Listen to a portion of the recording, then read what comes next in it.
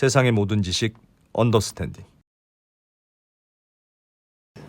오 소장님 어서 오십시오. 안녕하세요. 네. 오 소장님이 그런 게 있습니다. 오 소장이 어예진 플러스 중국. 그러면 30만. 안 되네. 그런 게 또 있습니다. 네. 안 대표님이 숫자를 언급하는 순간 안 돼. 안 돼. 필승 카드라니까. 어예진 중국. 그래서 직원들이 언더스탠딩 직원들이 야 이거는 한 30만 나오겠는데 이러면 입을 가서 막는데요. 제발 그런 말 하지 마라. 저주인가 봐. 제가 얘기하면. 이상해 정말. 썸네일에 네. 어 소장님 사진 올라가면 그냥 사람들 내가 얘기했잖아. 스치면 30만이라고. 아이. 원래 스치면 30만인데 어예진 플러스 중국이라니. 이야, 오늘은 중국 얘기를 가져오셨네요. 중국 얘기예요? 네. 네. 그래서 말씀드려요. 네. 무슨 네. 얘기입니까? 중국이 뭐? 그 이제 미국 관세 얘기인데 네. 이제 미국이 중국에 대해서 관세를 이제 세게 물리잖아요. 그러면 우리가 일반적으로 이제 중국이 어떻게 하면 관세를 피해서 요리조리 피해서 미국에 어떻게든 물건을 수출할까? 쑤셔 넣을까 어. 그런 생각을 했을 때 대략적으로 뉴스에서 뭐 얼핏 보는 것들을 얘기하면 이제 뭐 제3국 통해서 뭐 어디 말레이시아나 뭐 멕시코 이런 데로 보내서 거기에서 최종 조립을 해서 가져가는 이제 우회 수출을 주로 생각을 하잖아요. 예. 근데 뭐 그래가지고 뭐 덕분에 멕시코가 거의 중국 누르고 요즘에 미국의 최대 수입국이다. 뭐 그런 얘기도 나왔거든요. 그리고 얼마 전에 이런 기사도 나왔어요. 요거 한번 보시면 그 중국의 뭐 배터리나 의료기기나 뭐 반도체 기업들이 이제 미국이 관세를 너무 이제 세게 때리니까 부가조치 요거 피하기 위해서 말레이시아 그 고위 관료들 뭐 장관급 이런 사람들한테 접촉해가지고 야 너네 나라 통해서 가면 미국 관세 거의 뭐 안 붙는다며. 그러니까 우리 생산시설 말레이시아에서 옮겨가지고 확장 좀 할 테니까 예. 미국에 로비 좀 해주라. 오. 이런 식으로 이렇게 요청을 했다라는 보도가 지금 파이낸셜 타임즈 보고 계시는 그 화면에 실린 거예요. 근데 이런 우회 수출 자체는 한 2019년 이후로 크게 늘었는데 네. 미국이 사실 요거를 보고 가만히 있을 리가 없잖아요. 딱 보면 사실 알죠. 딱 보면 척하면 척이지. 어. 그래서 뭐 미국 의회에서도 뭐 제조 지역과 무관하게 뭐 중국산 자동차라면 무조건 뭐 관세 물릴 거야. 네. 그런 법안이 뭐 발의되기도 했고 대통령 입에서조차도 내가 뭔가 조치를 하겠다 뭐 그런 얘기가 나오기는 했죠. 예. 근데 지금 이코노미스트에서 요 기사인데요. 이런 우리가 생각하는 방법, 흔히 알려진 방법 말고 하나가 더 있다. 예. 그게 지금 어떻게 중국이 그런 관세 그거를 피해가지고 미국으로 물건을 넣고 있느냐에 대한 이야기를 다른 한 방법이 기사예요. 있다는 거예요? 네, 우회 수출지 말고. 네. 그래서 그게 뭐가 있을까요? 뭐냐면 메이드 인 차이나를 없애버린? 심지어 합법. 예. 뭐냐면 관세를. 우리 그 면세 한도를 이용하는 거예요. 면세 한도. 우리가 왜 해외여행 갔다 올 때 네. 뭐 국내외 면세점이든 뭐 해외에서 뭐 물건을 사든 한국에 들어올 때 면세 한도 뭐 800불 이내는 세금을 안 물리잖아요. 지금 테무, 알리익스프레스도 그런 것 때문에 무관세로 들어오는 거잖아요. 그걸 바로 이용한 거예요. 미국에 들어가는 거. 미국도 그 범위가 800달러 이내거든요. 예. 800달러. 네, 그래서 이걸 이용한 100만 방법이에요. 원 정도네요. 그래서 와. 그러니까 이거를 미국에서는 그 드 미니미스 룰이라고 하는데 네. 라틴어예요. 그 드 미니미스가 너무 작아서 좀 불평하기도 어려운 어떤 최소를 뜻하는 데서 따온 거거든요. 예. 뭐 우리말로는 뭐 기사 같은 데 보면 아마 미소 기준 이렇게 얘기를 할 거예요. 네. 여기 시험에 잘 나오겠다. 뭐라고요? 드 미니미스. 그 미니미스 룰. 네. 이게 그냥 조그만 물건은 들여올 때 그냥 아유 관세가 뭐고 그냥 들어오세요 통과. 약간 이 그쵸. 불어인가 보다. 불어. 작은 것 룰인가 보다. The minimis. 네, 뭐 굳이 그거를 갖다가 세금 붙이고 뭐 하기도 못한 그런 의미로 이렇게. 짜치는 것들. 아, 짜치는 것들은 그냥 눈 감아주자. 그러니까 이런 제스처 이런 거 하면 안 돼. 작다는 의미야. 미니미스. 예. 근데 이 드미니미스 그 면세 특혜가 어. 되게 오래된 거예요. 거의 100년 됐어요. 1938년에 예. 이제 그 당시에 $5 이하. 그 지금 기준으로 하면 아마 106달러 정도 되거든요. 지금 시세는. 근데 그 당시에 $5 이내에 그 소형 포장물 뭐 예. 그런 거 유통을 좀 촉진하기 위해서 도입을 했는데 94년에는 이걸 $200로 올려요. 그러다가 이제 트럼프 시대 때 그 전자상거래가 막 부상을 하면서 예. 막 물 몰려올 거 아니에요. 네. 예. 그러면서 이제 세관 관계자들이 일이 너무 많아진 거예요. 그거 하나하나 다 봐야 되는데. 그래서 그 업무 부담도 좀 경감할 겸 이제 전자상거래도 이제 활성화가 됐으니까 예. 그거를 2016년에 $800로 그 문턱을 높인 겁니다. 그러니까 이렇게 뭔가 시대가 바뀌면 빨리빨리 변해야 되는데 음. 우리나라는 진짜 너무 안 바뀌어. 안 바뀌는 게 아니고 그 수입 안 하려고 막 그랬다가 또 번복했다 그랬지 않습니까? 그게 뭡니까? 지금 아직도 지금 150불 정도 되는 거죠? 네, 그거? 네. 그래서 그래서 우리가 이제 일반적으로 사실 중국에 이제 소매업체가 이렇게 보낸다, 소매업체에게 보낸다 그러면 이제 해상 화물로 이제 중국에서 해상 화물로 이제 상품을 대량으로 이제 배 타고 오죠. 예. 그럼 이제 그 상품이 이제 항구에 내리면 관세를 지불한 다음에 창고로 옮겨요. 창고로 옮기고 이제 온라인 주문을 한 상점이나 개인한테 이제 다다다닥 보낸단 말이에요. 예. 근데 요 최소 면세 한도 드미니미스 룰을 이용을 하면 그냥 미국에서 그냥 상점이나 개인들한테 그냥 바로 쏴주는 거예요. 그렇지. 뭐 UPS나 뭐 페덱스 이런 거. 미니미스니까. 네, 그냥 바로 그냥 쭉쭉 가는 거예요. 그렇게 테모 같은 걸로 하는 거지. 그렇죠. 테모로. 그래서- 그래서 어떤 업체가 중국에서 뭐 100억 원어치 사 이런 관세를 물리지만 너 왜 사니 하면 나 고객들한테 쏠려고 그럼 고객 명단 줘 우리가 직접 쏠게 그런 이렇게 거네. 맞아요. 그러니까 $800 이내라고 거기에 이제 신고 표기가 돼 있으면 그거는 그냥 면세인 거고 그리고 세관에서 잘 뭔지 일일이 확인도 잘 안 한대요. 그냥 이거 얼마짜리라고 쓰면 어쩔 수 없이 믿어요? 그죠? 야, 그래서 그럼 거짓말로 쓸 수도 있겠네. 중국 그 이커머스에서도 물건을 주문할 때 만약에 네. $800가 넘는다. 그럼 이제 2번에 걸쳐서 분할 주문, 뭐 분할 배송을 이제 유도를 한대요. 두 번으로 나눠서. 네네. 그럼 하여튼 한 건에 $800 미치기만 하면 되니까. 그쵸. 그렇겠네. 네, 그래가지고 요거 표를 보시면 이건 피해가려면 다 피해가죠 이렇게 하면. 요게 지금 표가 $800 이내 그 면세 수입품의 증가 추이를 보여주는 거거든요. 그래서 지금 이런 식으로 들어오는 물건들이 2019년도에 한 5억 개 정도가 됐으면 올해 거의 한 최소 $660억 상당의 14억 개 이상의 패키지가 이 면세 대상으로 도착할 걸로 이렇게 예상되고 있어요. 요거는 이제 예상치예요. 올해 예상치. 14억 달러어치가 14억 개. 14억 개가 그 소포가 물건이. 와. 네. 800달러 미만이에요. 미만 이러고 계속 들어온다는 거지? 규모로 따지면 와. $660억. 660억 달러? 근데 이게 빨리빨리 오나? 솔직히 저 미국에 있을 때 중국 주문해봤거든요. 알리익스프레스로 네. 한 달 주문하면. 그 미국에 있을 때가 몇 년 전인데요. 좀 오래됐죠. 오늘 호랑이 담배 피던 시절 얘기하시는 거 아니에요? 아유 정말. 그거 미국 갔다 왔다는 얘기 정말 아유 진짜. 네. 요즘 빠르군요. 네. 네. 그래서 이제는 그게 너무 많아서 그 면세 한도가 그 면세 한도를 통한 그 거래 규모가 예. 진짜 국가의 데이터를 왜곡할 정도로 너무 많아졌다는 겁니다.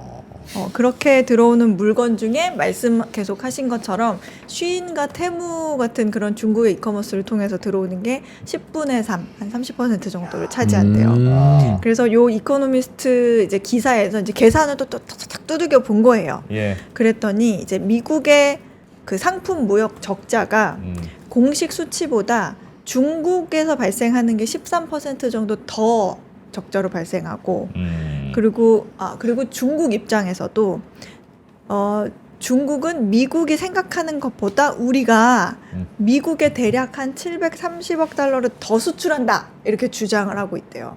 너네가 생각하는 것보다 우리 쪽에서 너네한테 물건 엄청 가 이렇게 얘기를 한다는 거예요. 통관할 때는 미만이요 하고 넘어갔지만 의외로 비싼 거다. 네, 그리고 경제학자들도 야 사실 중국이 말하는 거에 2배 이상 될 수도 있어. 이렇게 관세 안 실제로 물고. 하나하나 들어오니까. 네, 왜냐하면 예. 그 이런 상품의 가치는 이제 외국의 화주들이 입력을 하는 거기 때문에 네. 거의 그런 입력값에 의존을 하지 자기네들이 일일이 그걸 보지 않잖아요. 예. 단가 보니까 업무의 프로세스상 효율성상 하나하나 보기가 10만 어렵죠. 원짜리예요라고 하면 10만 원짜리인지 알아야지 어떡할 거냐. 그렇지, 그렇겠네. 그래서 물건 가격을 말도 안 되게 싸게 허위로 기입하는 경우도 비일비재하대요. 그 우리나라는 양쪽에 할 때 외환 거래하면 얼마짜리 신용장 보냈는지 보면 야 이게 이렇게 들어오는데 이게 왜 가격이 서로 안 맞아 왜 200만 불 수입한다고 하고 네 통장에는 500만 불 꽂혔어 다 있는데 미국이라는 나라가 원래 전산화가 하나도 안 되는 거 안 되면 그래서 요 그래프도 한번 보세요. 요거는 면세 한도를 2016년에 $800 이내로 높였다 그랬잖아요. 예. 그걸 $800로 높인 이후에 미국으로 들어오는 물건이 가치가 X축이 그 가치고요. 얼마나 늘었냐 줄었냐 이걸 보여주는 건데 $800 이상 여기 포인트 $800 이상으로 가면 중국에서 받은 선정량이 한 79%가 적어지죠. 근데 관세가 낮은 다른 나라 레스트 오브 월드에서 받은 선정량은 24% 정도. 저거는 가짜로 썼다는 뜻이구나. 중국에서 이상하게 미국 말고 다른 나라로 가면 가격대가 다 비슷비슷한데 왜 미국으로 가는 것만 800불 넘는 게 갑자기 줄어들까? 없어 이상하게. 800불 넘는 게 없어. 야, 다른 나라는 잘 중국에서는 되게 싼 것만 들여오네. 이렇게 되는 거죠. 이 표만 봤을 때. 미국인들은 800불 넘는 중국 물건은 무서워하나 봐. 근데 미국도 사실 이걸 알아요. 알겠죠. 근데 이 최근에는 그래서 이런 식으로 미국에 들어오는 소포들의 한 뭐 10% 정도 적발한 게 10% 정도는 수입 규정을 위반했다는 거를 이제 적발을 했는데 네. 다 보니까 수입품의 내용이나 가치들이 다 허위로 기재한 것들이래요. 근데 요렇게 중국 이커머스에서 바로 주문해가지고 이렇게 직배송 되는 거 말고도 예. 이 드미니미스법을 적용받기 위해서 또 교묘하게 다른 방법을 써서 미국으로 들여오는 게 또 있는데 예를 들면요. 그게 중국 멕시코 국경 근처에 예. 어떤 창고를 짓거나 아니면 매수를 해서 컨테이너 트럭을 보내요. 그러니까 미국 항구에 들어오면 트럭에 실어가지고 그 멕시코 국경 잠깐 넘으면 되니까 네. 넘어서 그런 창고로 가요. 그다음에 다시 쫙 펼쳐놔. 그다음 그거를 다시 $800 이내로 다 쪼개서 다시 포장을 해. 갈기. 직구대행이네, 직구대행 같은. 그래서 그거를 다시 이제 육로를 통해서 멕시코에서 미국으로 들어가는 거예요. 그래서 여기 제가 지도를 구글맵에서 찾았는데 그 지도 한번 보시면 그거는 빨리 보내려고 하는 방법인가 보네요. 그리고 이제 면세로 와야 되니까. 근데 여기 지금 위쪽이 여기 지도가 글씨가 잘 안 보이실 텐데 예. 위쪽이 미국이고요. 예. 여기 샌디에이고 이쪽이거든요. 그리고 예. 아래쪽이 제가 빨간색으로 그어놨어요. 국경선을. 미치 멕시코. 네, 멕시코예요. 그리고 네. 제가 여기 연두색 점들을 찍어놨는데 네. 정확한 점들은 아니지만 대략적으로 이 동네에서 이제 창고로 가가지고 물건이 다 쪼개져서 여기 이쯤 되면 또 가는 관문이 있거든요. 네, 그런 데를 통해 다시 가는 거예요. 이 트럭으로 왔다가 다시 가는 거죠. 아하, 알겠어요. 네. 그러면 800불 요- 미만 여기 소포로 간다. 이렇게 그 육로 보이죠? 여기 예. 미국으로 들어가는 데입니다. 예. 여기서 육로로 이제 줄 쫙 서 있는 거 보이죠? 자동차. 어. 이렇게 가는 거예요. 이런 식으로 이렇게 가는 겁니다. 여기 트럭은 아니지만 예. 평상시엔 이렇게 간답니다. 들어가는 와. 거예요. 그래서 여기 가는 건데 이 얘기를 했을 때 조금 갸우뚱하시는 분도 있을 수 있는 게 아니 미국에 일단 내리면 일단 관세 내야 되는 거 아니야? 근데 그거를 실어가지고 다시 멕시코로 와서 가는 게 의미가 있어? 라고 생각하실 수도 있거든요. 그래서 찾아봤더니 그 미국에는 그 본디드 트러킹이라는 운송 서비스가 있어요. 그 본디드 트러킹이라는 운송 서비스가 뭐냐면 네. 세관의 어떤 특수 라이센스? 허가 같은 거예요. 네. 그거를 갖고 있는 운송인이 제공하는 운송 서비스거든요. 네. 그러니까 그 운송인이 그런 라이센스 허가를 받은 미국 재무부의 허가를 받은 그런 운송인이 보유한 트럭에 물건을 실으면 일단은 관세와 세금이 물지 않아도 되는 그런 상태인 걸로 미국에 마치 안 들어온 것 같은 상태로 멕시코로 내려올 수가 바로 있어요. 그냥 보세로 그런 들어가면. 트럭이 있다. 그 트럭에만 싣기만 하면. 네, 그 수입품을 입항 항구에서 지정된 내륙의 그 위치, 그 창고로 갈 수가 있어요. 근데 이런 운송업체를 그 본디드 캐리어라고 하는데 이런 업체를 이용하면 국경 통과 시에 관세나 세금을 미리 낼 필요가 없으니까 예. 뭐 캐시플로우에도 굉장히 유리하죠. 그래서 최종 목적지나 세관 창고에 상품이 도착할 때까지 집으로 계속 연기할 수 있는 거예요. 아니 그 중국에서 그 아까 전에 그 점으로 하는 건 멕시코로 일단 들어와서 네. 배로 한꺼번에 들어와서 멕시코 그 창고에서 800불 밑에 상품으로 쪼개서 미국으로 들어간다는 거 아니었어요? 미국으로 들어오는데 미국으로 먼저 들어오는데 그 허가를 받은 라이센스가 있는 받은 그 트럭이 다시 실으면 멕시코로 다시 내려와. 실으면 이거는 아직 내린 게 아니요. 그러니까 그런 거구나. 알겠어요. 아직 안 되고. 알겠어요. 그래서 그냥 무사통과 쭉 와서 네. 다시 넘어가서. 네. 그래서 그렇게 실으면 한 15km 정도만 이야. 오면 창고가 있으니까 알겠어요. 거기서 알겠어요. 후다다다닥 해서 다시 넘어가는 거예요. 네, 알겠습니다. 근데 이코노미스트가 열심히 사네. 근데 이런 허점을 사실 알고 있는데도 어떻게 막 뭔가 단호하게 조치를 못하는 거는 안 몇 돼. 가지가 이유가 있어요. 네, 싼 물건이 그렇지. 필요하니까. 우리나라 국민들한테 지금 저 무관세로 맞아요. 넘어오는 그 뭐죠? 알리, 테무. 이거 그거 안 한다고 한다고 해봐요. 난리 나지. 정권이 바뀌지.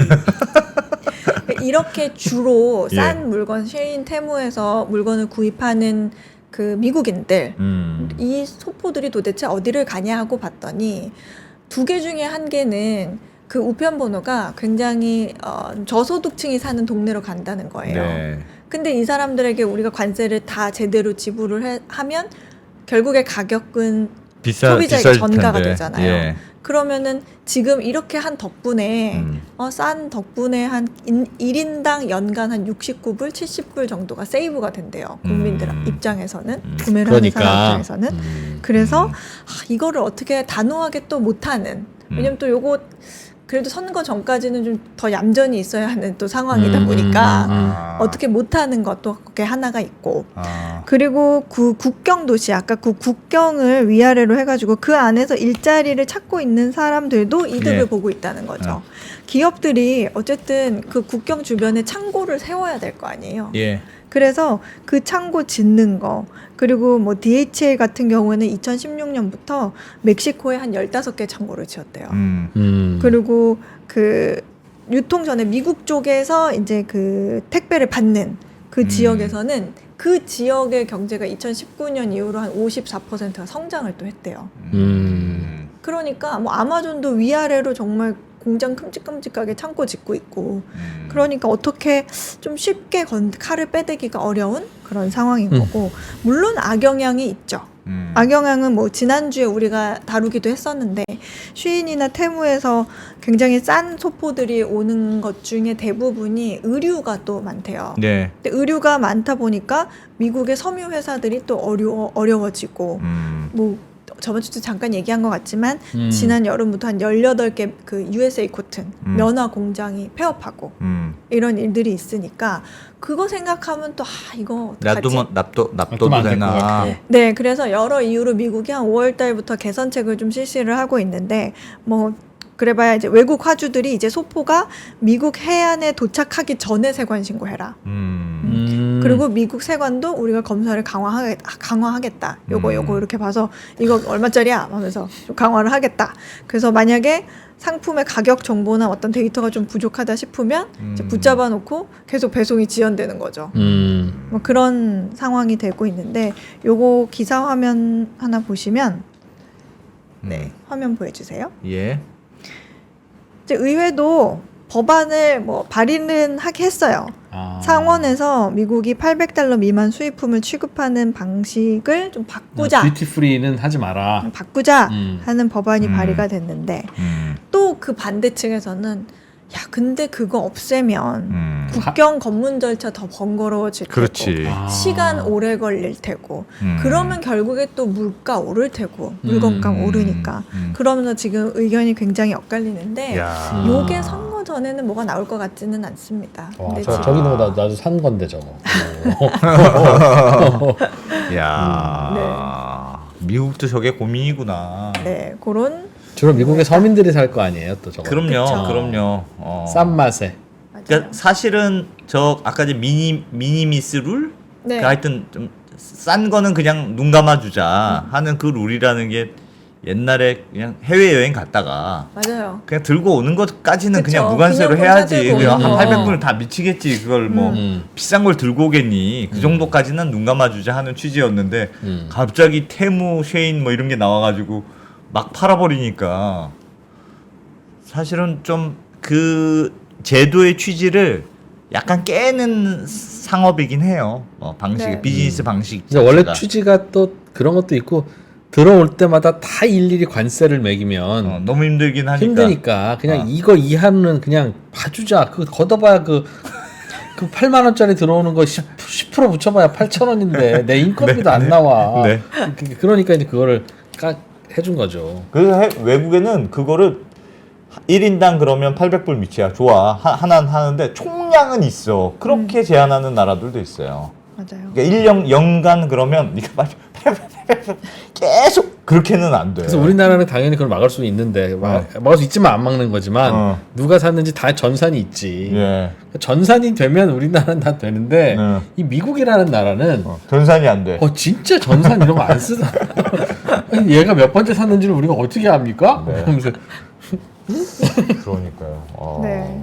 알겠습니다. 하여튼 약간 눈 감아주는 분위기 같긴 한데. 네. 싼 물건도 필요한데 중국은 막아야 되고. 트럼프가 되면 어떻게 될까? 트럼프가 이걸 어떻게 할지 궁금하네. 트럼프는 하여튼 중국에 대해서는 무조건 전부 다 관세를 매긴다는 공약을 내세우고 있는데 그건 그거고 800불은 괜찮아. 또 이럴라나? 어쩔지 모르겠네요. 저는 트럼프가 대통령이 되면 네. 1차 임기 때 중국하고 싸웠던 것만큼 그렇게 안 할 것 같아요. 필요에 의해서. 아니 이제 삼선 할 거요? 그렇지. 정확히 미국의 혹은 트럼프의 이해관계에 맞는 것만 하겠죠. 중국이랑 뒤에서 딜도 다 할 거고 달라질 겁니다. 오. 오. 마음에 드십니까 트럼프? 트럼프? 아니, 솔직하잖아. 나는 이제 자기 생각이 있으면 그렇게 얘기하는 거고 그게 뭐 네. 마음에 안 들 수는 있는데 뭐 어떤 게 폴리티컬리 코렉트한지 따져서 이야기하는 그렇진 않다. 그런 정치인 별로 안 좋아합니다. 네. 트럼프는 그 골프 칠 때 자꾸 속여.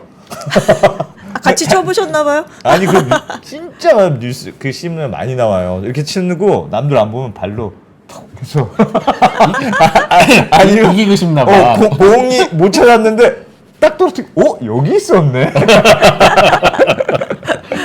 진다는. 재밌는 사람이네. 알겠습니다. 하나만 더 볼까요? 하나 더. 네, 요거는 자, 요 뉴스인데요. 예. 파이낸셜 타임즈에 나온 거예요. 제목은 니켈 때문에 필리핀이 요즘 뜬다더라. 필리핀. 라는 필리핀. 예. 니켈? 사실 니켈 하면 떠오르는 나라 어디예요? 인도네시아. 네, 인도네시아죠. 왜 니켈 인도네시아가 떠올라요? 인도네시아가 거기 생산이 많이 되잖아요. 맞아요. 니켈이. 매장량 1위. 니켈이 그래요? 네. 그렇습니다.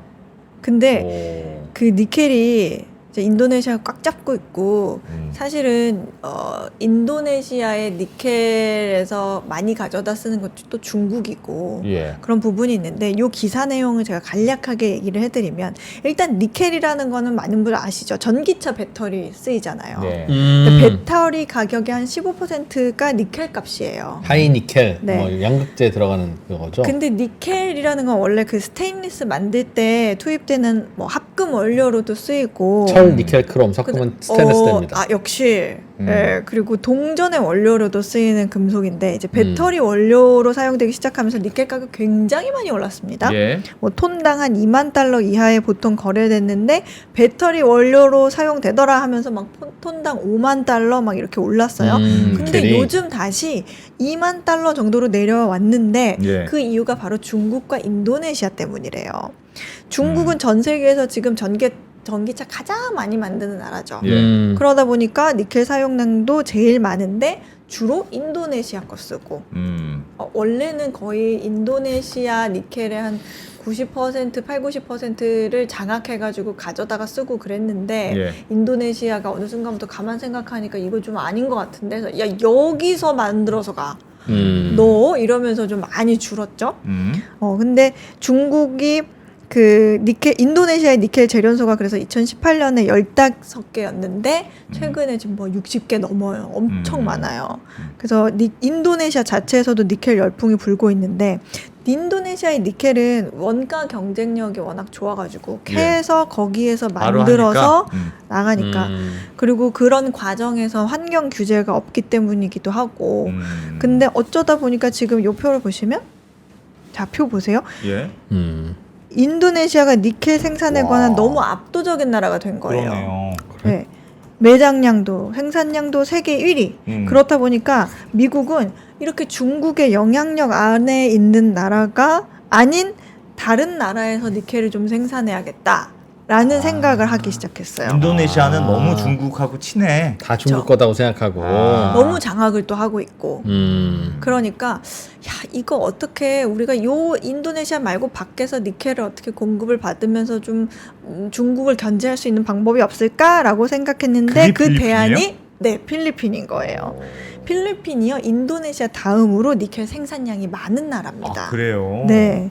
그래서 지금 필리핀에 어떤 니켈 생산 기지를 만들어 보자. 예. 이렇게 하고 있어요. 그러면 앞으로 미국에서 전기차 배터리 만들 때 그 배터리에 들어가는 니켈을 필리핀산을 쓰게 된다는 이야기가 되는 거죠. 그래서 기사 내용이 그렇게 된 건데 여기에 미국 혼자만 이렇게 하면 안 되니까 한국과 일본이 그 중국 말고 배터리 만드는 또 유일한 나라잖아요. 예. 그래가지고 한국과 일본하고 손잡고 야 너네가 어떻게 좀 재련이든 뭐든 이렇게 해가지고 같이 해보지 않을래? 하고 손잡고 투자하자. 필리핀에서 우리 해보자라는 얘기가 지금 나오고 있는 그래요. 그런 상황입니다. 우리나라 기업들도 진짜 보니까 필리핀에 니켈 공장 뭐 같이 만들기도 추진한다는 회사들도 꽤 있네요. 네. 포스코 퓨처엠 등등등. 필리핀이 또 니켈은 많군요. 네. 그래서 이 새로운 뉴스는 고기로 사실 우리나라도 연관이 된 그런 뉴스라고 볼 수 있습니다. 필리핀에서 니켈 나오는 거 한국이 재련하고 배터리 원료로 만들어서 미국으로 갖고 오면 보면 중국 뿌리가 된다. 오늘은 필리핀. 알겠습니다. 자, 참 재밌게 들었는데 착잡한 마음이 드네. 왜요? 오 소장님이 아, 한 달 동안 안 나오신. 에이 한 달 동안이란 얘기하지 말고 아주 그만둔다고 얘기하지. 깜짝 놀래주게 하려고 했더니. 그러다 마음이 안. 네. 하여튼 몇 주간 오 소장님은 개인 사정으로 네. 여러분을 만나지 못합니다. 여러분들은 버린 겁니다. 지금. 그래서 있을 때 잘하라고. 거기만. 네. 제가 말씀드렸잖아요. 네. 있을 때 잘하라고 두 분께 늘 말씀드리잖아요. 네. 네. 오 소장님. 그래서 다음 주부터는 우리 수요일 날 요맘때 더 재밌는 거 합니까? 모르겠습니다. 지금 대안이 없습니다. 우리 그런 거 합시다. 네. 그 영국 열번 같은 거. 영국 열번 이제 비어도 그냥 비어도. 수요일 날은 8시까지만 하고 그냥 우리 집에 가는 거야. 그 오 소장이 사진만 띄워놓고 갈까? 그렇게 하든 뭐 하든. 네. 그렇게 해야 되나? 네, KKOP님 언더스탠딩이 돈을 적게 줬나 보군. 야, 우리 니도 저게 마음에 들어. 난 저런 솔직한 질문과. 오 소장님 뭐 개인 사정이 있으셔서 네. 조금 쉬었다가 복귀하신다고 하니까 네. 저희가 또 쿨하게 보내드려야 되지 않겠습니까? 아마 어. 우리 쪽에는 이제 좀 아파서 못해 한 후에 여기저기 출연료 비싼 곳에서 막 나오시는 거 정말 아닙니까? 그럼 얼마나 마음 아니에요. 아플까? 그 진짜 아니에요. 마음 아플 것 같아. 아니요. 저희도 좀 올려보겠습니다. 대추찜 소스 이런 거 좀 이렇게 실물 받아서 좀 드리고. 그렇습니다. 건강하게 네. 들어오겠습니다. 네. 개인기라도 하나 개발해서 올게요. 네. 네, 좋습니다. 자, 해당경제연구소 의진 소장님 오늘 잘 들었습니다. 네, 고맙습니다.